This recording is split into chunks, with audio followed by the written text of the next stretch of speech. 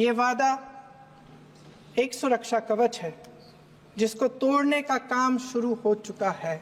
Lateral entry और निजीकरण के जरिए ये सरकार आरक्षण को कमजोर करने का काम कर रही है। अगर लोकसभा में ये नतीजे नहीं आए होते तो ये संविधान बदलने का काम भी शुरू कर लेते। सच्चाई ये है अध्यक्ष महोदय कि आज संविधान बार बार इसलिए कह रहे हैं क्योंकि इस चुनाव में इनको पता चल गया कि इस देश की जनता ही इस संविधान को सुरक्षित रखेगी, कि इस चुनाव में हारते जीतने से इन्हें एहसास हुआ कि ये संविधान बदलने की बात इस देश में नहीं चलेगी। आज जनता की मांग है कि जाति जनगणना हो। सत्ता पक्ष के मेरे साथी ने इसका जिक्र किया। ये जिक्र भी आज इसलिए हो रहा है क्योंकि चुनाव में ये नतीजे आए। ये जाति जनगणना इसलिए जरूरी है ताकि हमें पता चले कि किसकी क्या स्थिति है और नीतियां उस हिसाब से बने।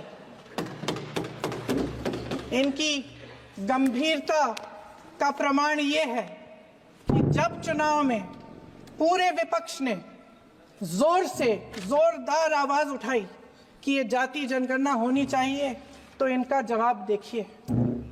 इनका जवाब भैंस भाग भैंस चुरा लेंगे, मंगलसूत्र चुरा लेंगे, इनका ये जवाब था।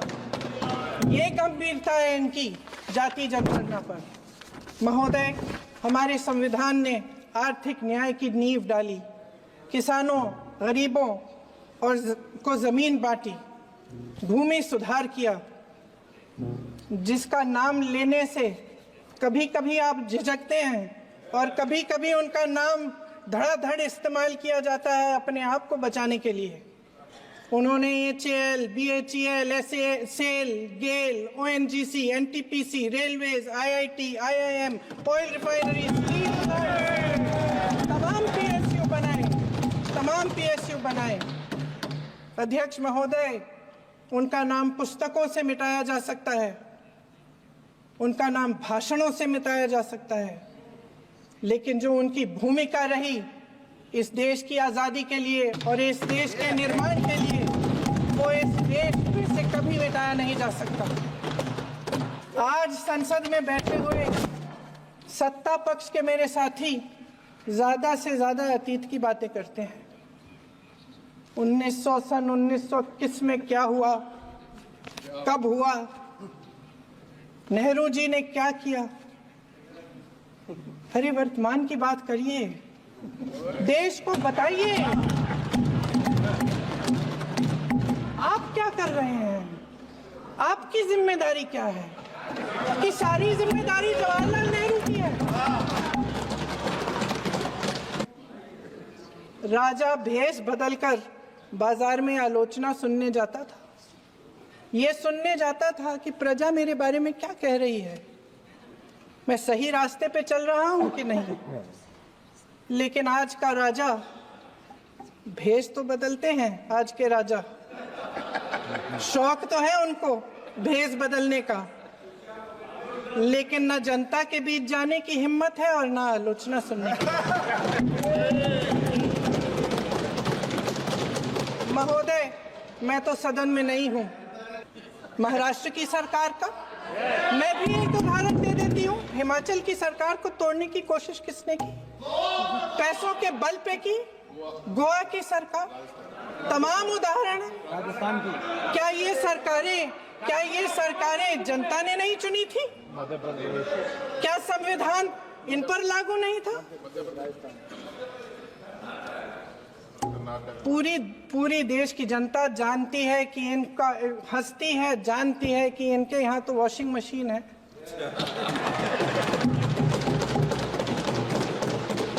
तो यहाँ से वहां जाता है, वो धुल जाता है। इस तरफ दाग, उस तरफ स्वच्छता। और मेरे कई ऐसे साथी हैं जो इस तरफ होते थे उस तरफ चले गए। मुझे दिख भी रहे हैं, वॉशिंग मशीन में शायद धुल गए हैं।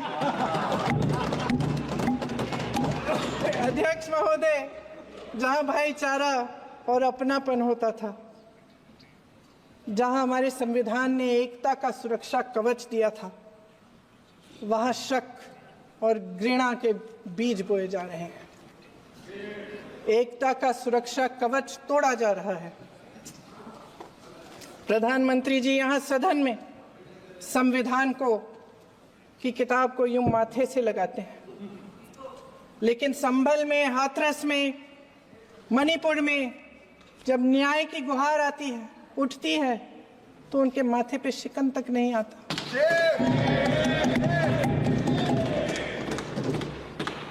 शायद समझ नहीं पाए हैं कि भारत का संविधान संघ का विधान नहीं है।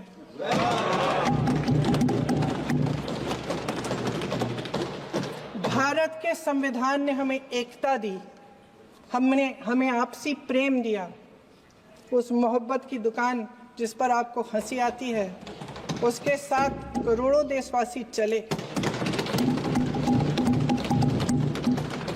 करोड़ों देशवासियों के दिल में एक दूसरे के लिए प्रेम है, घृणा नहीं है।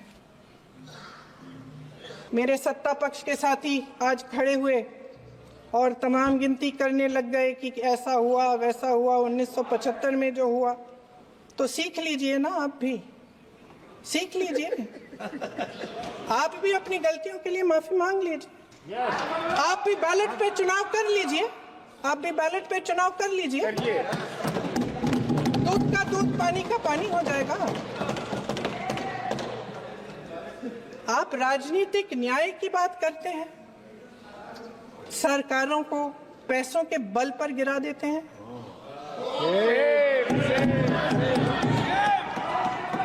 मेरा आग्रह है कि अपन संविधान में सकारात्मक बोले।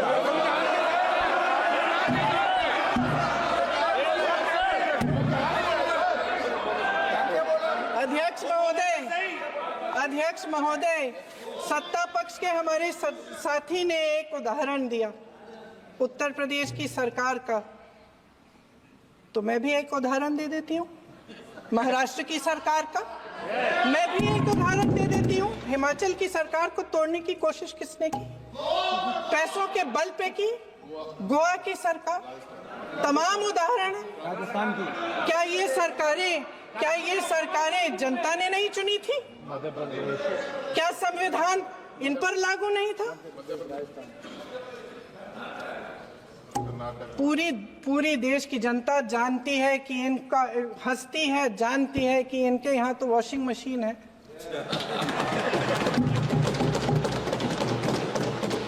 तो यहाँ से वहां जाता है, वो धुल जाता है। इस तरफ दाग, उस तरफ स्वच्छता। और मेरे कई ऐसे साथी हैं जो इस तरफ होते थे उस तरफ चले गए। मुझे दिख भी रहे हैं, वॉशिंग मशीन में शायद धुल गए हैं।